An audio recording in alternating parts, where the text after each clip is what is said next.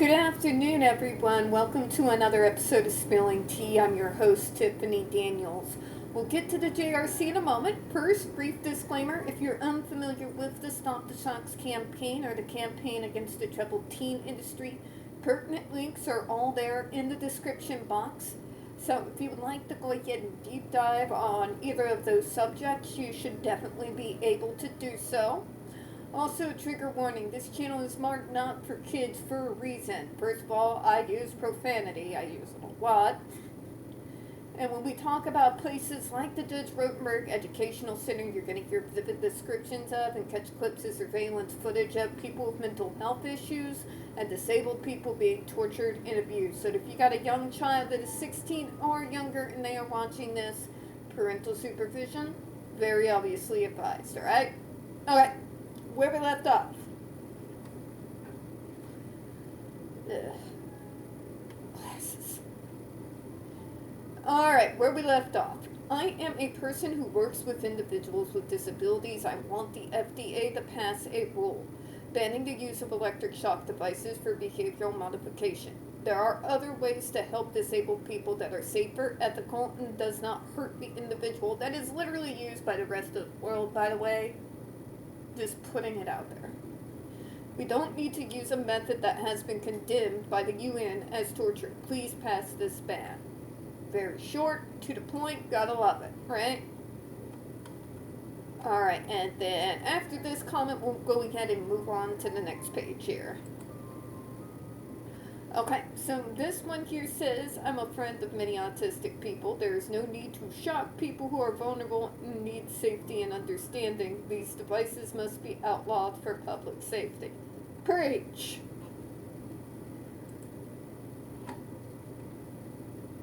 Alright, so, on to page 13. Here we go.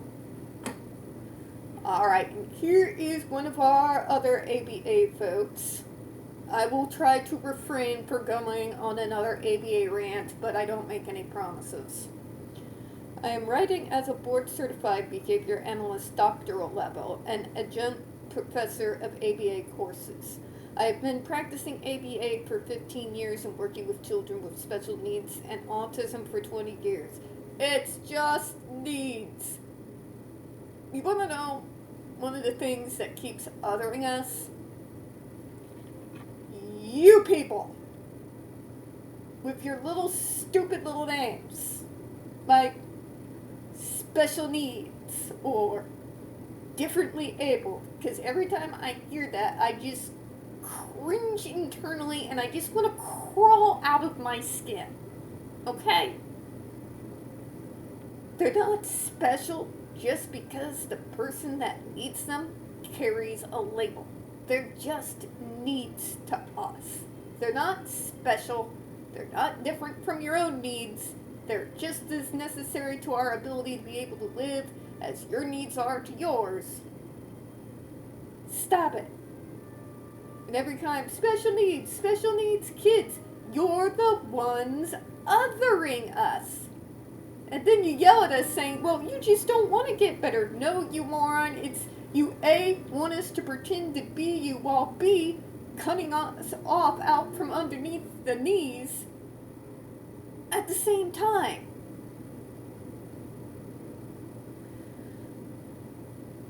Stop with the PC. It is okay to call us disabled. It is okay to call us autistic. In fact, the majority of us sure as hell wish you would. Because it's language like this.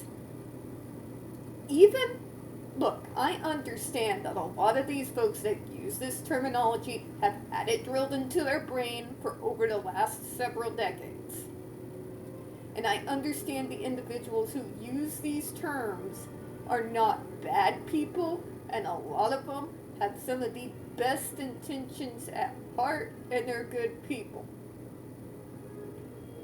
But what they don't realize is that they are every bit othering us just as much as those who more hostilely do it. by using that terminology. Okay, you can't have your cake and eat it too. You can't say, hey you, I want you to be neurotypical-like, but I'm going to keep calling you a special needs kid and think what? The other kids aren't going to notice? Kids already are making short bus jokes in elementary school. Are you for real? You're right, language does matter. We want you to stop policing ours. And quit othering us by trying to make us feel better with this weird, flowery language that makes no coherent, logical sense. Okay? I know you can say these terms with love in your heart that's pure. I know that. But you are still separating us from yourselves, using language to do it. And just because it's more flowery than it used to be in the past, it still serves the same function. That's my point. Anyways, before I take you down a hill and through another left turn, let's continue here. In all my experience, I can't even imagine a professional advocating for their use. I agree with the FDA's findings that electric skin shock devices are not only ineffective at reducing SIBs and ABs, but also pose an unreasonable risk of significant physical or psychological harm. It is precisely because of these harms that virtually every health provider in the nation rejects their use, which is practiced only by a single institution, the Judge Rotenberg Center in Canton, Massachusetts.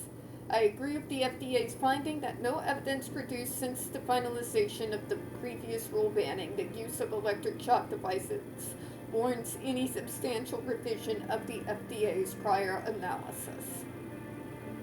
Alright, well, very well said, Miss Angela. We appreciate it. We're gonna go on to the next comment here.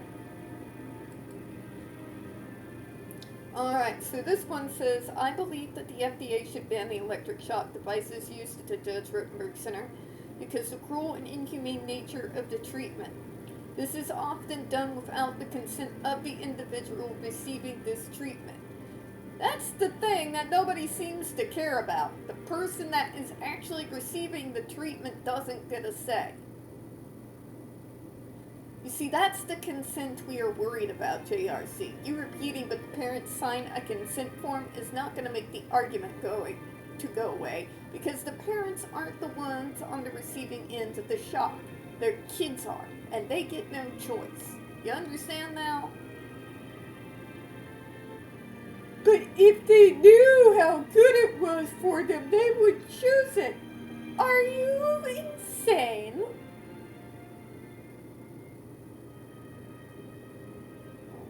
No, we wouldn't. I would choose to be shot and buried before I would choose to go to that school. You can take that to the bank. Anyways, let me continue here. This is often done without the consent of the individual receiving this treatment. Hundreds of disabled children have suffered long-term trauma as a result of receiving this barbaric treatment. In addition to the psychological effects, there are significant physical risks like burns, tissue damage, and medical complications. Ethically, we should be opposed to using these torture devices on anyone, but especially on those who have disabilities. The FDA has a duty to protect the citizens of this country, and they are failing in that role if they continue to allow any citizen to be subjected to this type of torture. There are safer, more effective alternatives to using these painful devices. The Judge Rotenberg Center is using this barbaric torture on some of our most vulnerable students. Please ban this device so we can stop this sadistic place from torturing students. And close down the building, burn it down, and salt the earth while you're at it. Just saying. I got the salt right here.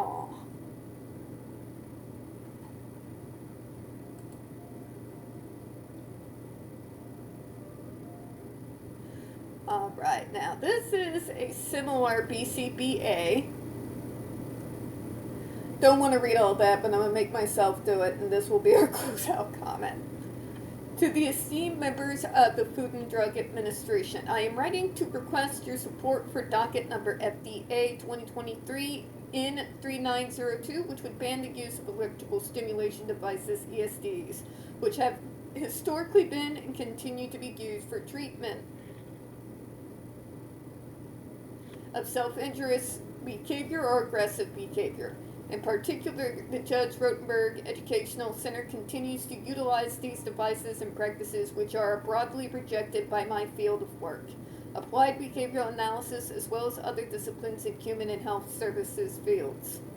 As a board-certified behavior analyst, BCBA, who provides ABA services to individuals with autism and other developmental disabilities in California, you can call us autistic, bro. It's okay. My autism isn't separate. I do not carry it in my handbag. It is unfathomable that practices such as contingent electric skin shock continue to be used, especially as they arguably violate the Behavior Analyst Certification Board's ethical code across multiple core principles. This is especially troublesome considering overseeing organizations in the field of behavior analysis. ABAI, for example, have publicly taken a stance to oppose CESS, while at times their actions, as reported by other behavior analysts in the field, have shown misalignment. Emerging reports from May 2024's ABAI annual conference. We, behavior analysts and other practitioners of ABA, cannot continue to remain quiet on an issue which negatively impacts the lives of all individuals receiving treatment such as CESS, which cause harm. Furthermore, usage of CESS is detrimental to the science of behavior analysis, in that it furthers the movement against ABA services, which are evidence-based and are essential for many individuals with autism or developmental disorders to learn skills which they promote their autonomy and overall quality of life. Dear ABA analyst, I am a 40-year-old autistic, middle-aged. I have never, ever attended a single ABA training in my entire life. My entire life. I have been holding down a job, holding down a home, taking care of my income, taking care of all my medical needs, taking care of all the physical needs.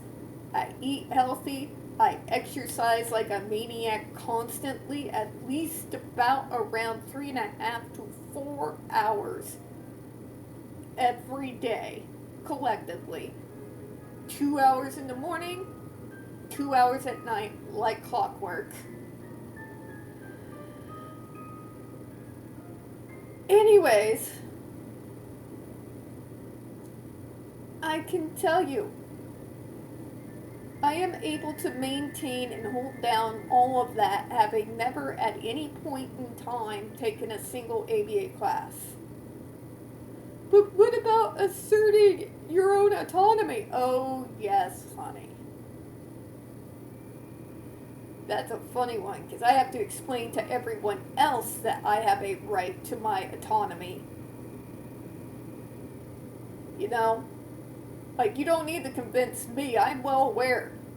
And I'm willing to assert that autonomy, my opinion, and let them know whether I consent to anything or not from a young age.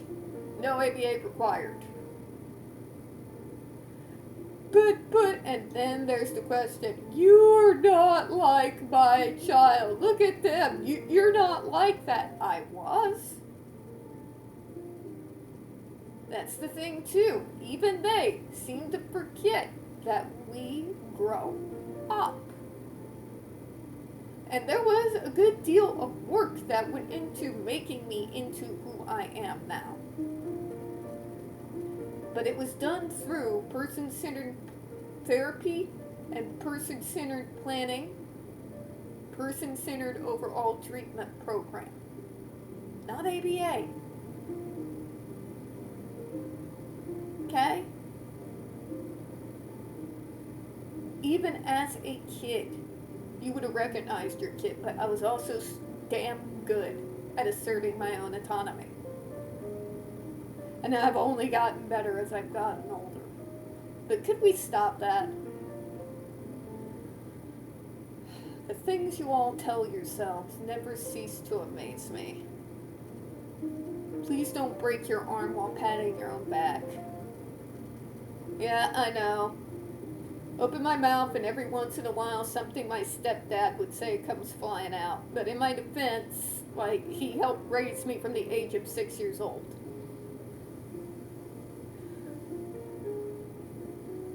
I agree with the Food and Drug Administration's proposal to ban electric stimulation devices for self-injurious and aggressive behavior.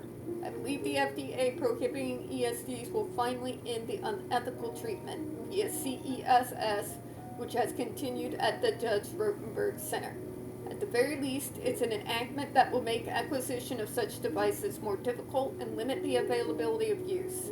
And at its best, this ban will form the basis for legal consequences to be taken against those who use these banned devices.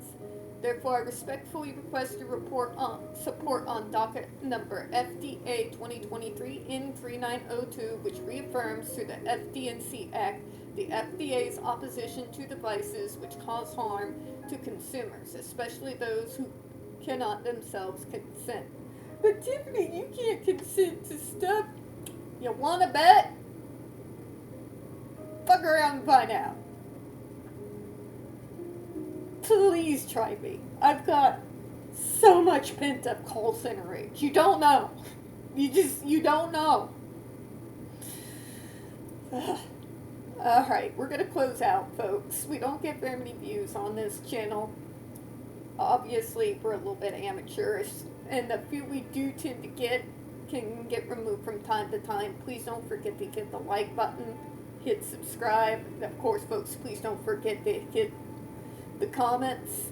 Also, make sure you're still set up to receive notifications. We're coming back on Saturday with our next episode of Down the Rabbit Hole, and on Saturday for our next episode of the Snake Oil Salesman series. I don't want you to miss anything. I do appreciate your time, and as always, folks, we here at Spilling Tea hope you have a good one. I'll see you all next time. Bye, everyone.